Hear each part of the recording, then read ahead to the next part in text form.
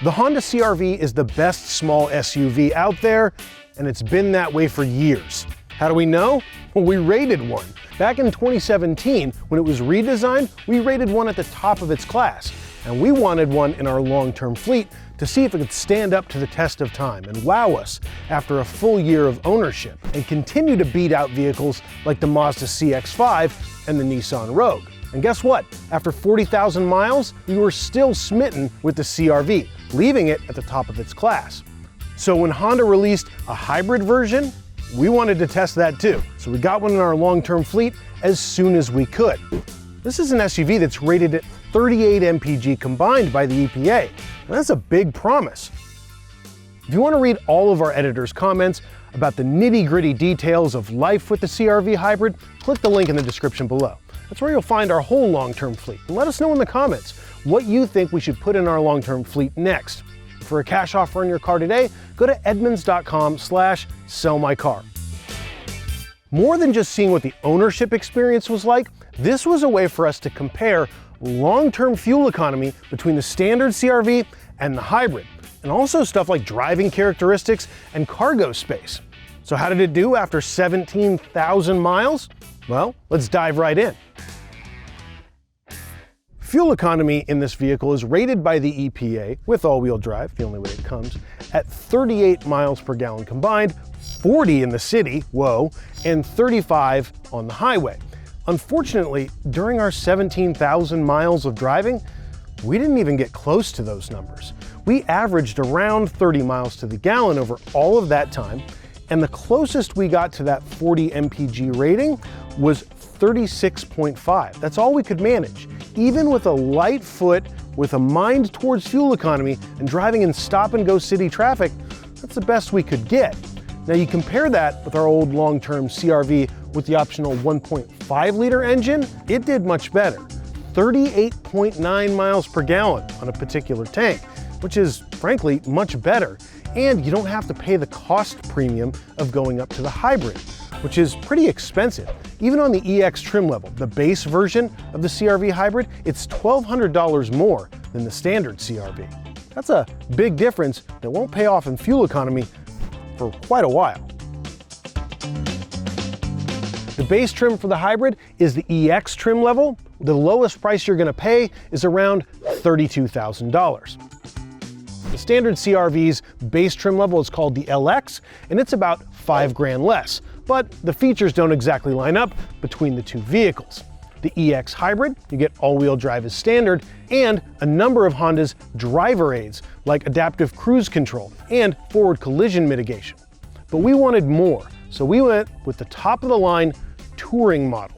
It comes with stuff like a heated steering wheel, wireless smartphone charging, a hands-free power liftgate, and the optional 9-speaker stereo. Add all those options up, and what do you get? Well, including destination, the price is around $37,000. Now, we can't buy every single vehicle in our long-term fleet. We run too many cars to make that a reality, so we reached out to Honda and they loaned us this one for a year, which meant that there was no haggling over the price, which is nice. What was our CR-V like to drive? Well, in the city, it was fine. Pulling away from a light or in stop-and-go traffic, feels like there's plenty of power. But on the highway, it's a different story. Several of our editors had complaints about the way the CR-V drove on the highway in terms of passing power and engine noise. You really have to plan passing maneuvers well in advance.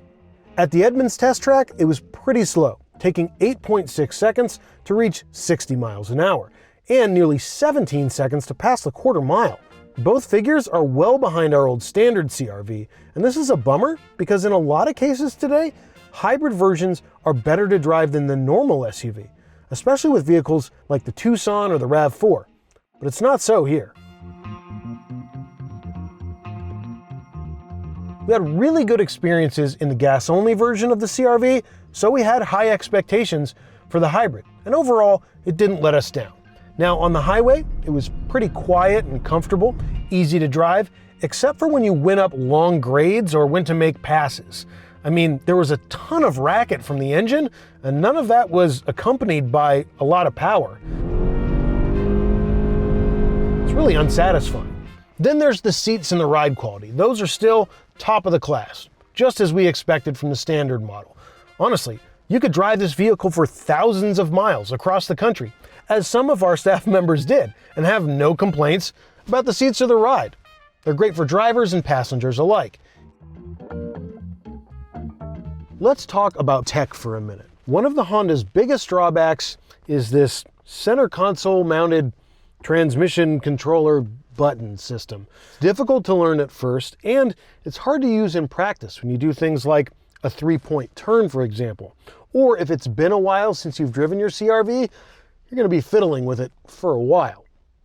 The buttons and the controls on the dashboard and the steering wheel, they're all well laid out and logical to use aside from the transmission. Unfortunately, when it comes to the touchscreen, that's going to take some learning as well. Some of the controls are buried in the menus, and we've had poor performance over our year of ownership in terms of connectivity and the screen just generally staying on. It's glitched out on us several times, and multiple editors have had problems connecting their smartphones. So you have to plug out, plug in, and sometimes reboot the whole system just to get it to work. Yuck.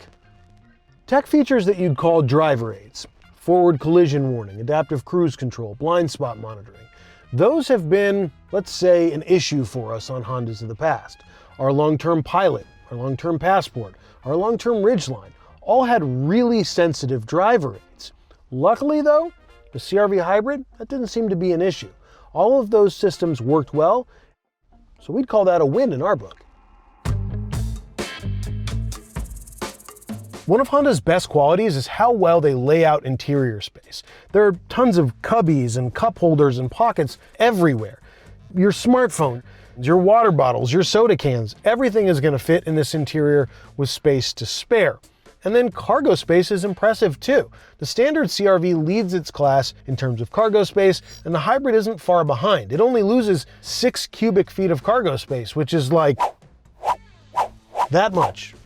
I think. I don't know. It's not that big of a difference, and interior space, for the passengers anyways, isn't affected by the Hybrid's batteries.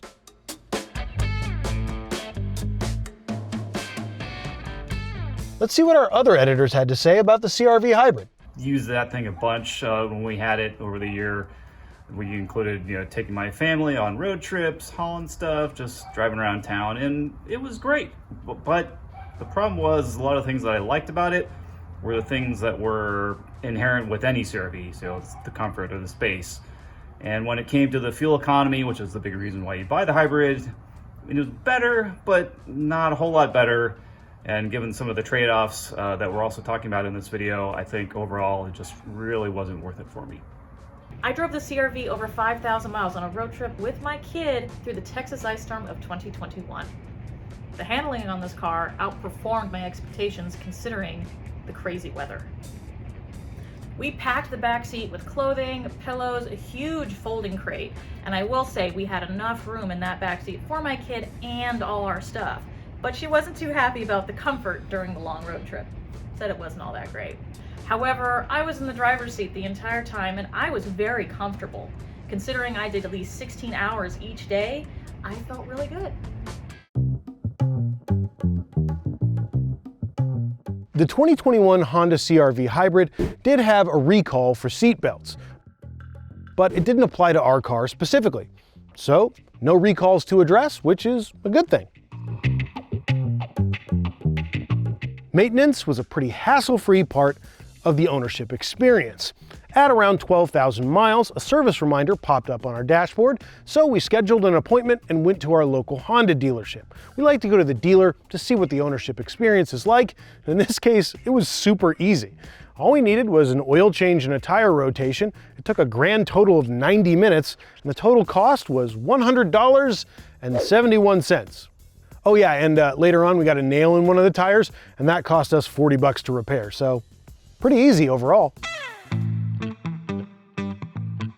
So how much is our CR-V Hybrid worth now? Well, the only way to know for sure is by selling it, or we can use the Edmunds appraisal tool to get an approximate value. And it puts in things like specific trim level, condition, mileage, options, and location. After plugging all that in, we were able to get a private party estimate of around $33,000 and a dealer trade-in value of around $31,000. Now, we are living in the weird used car price spike times, so depending on when you watch this video, your values may not be reflected in your appraisal. Did the CR-V Hybrid live up to the promise of its gas-only twin brother? Is it the best vehicle in its class? Not really. The CR-V Hybrid has significant issues in terms of powertrain and fuel economy. So in the compact SUV hybrid class, it falls behind the Ford Escape Hybrid and the Hyundai Tucson Hybrid. That's not to say that the CR-V Hybrid is bad. It's still good at what it does, and if you spend a lot of time in stop-and-go traffic, it's certainly worth a closer look. But if you're given the choice between the hybrid and the standard model, we'd go with the standard almost every time.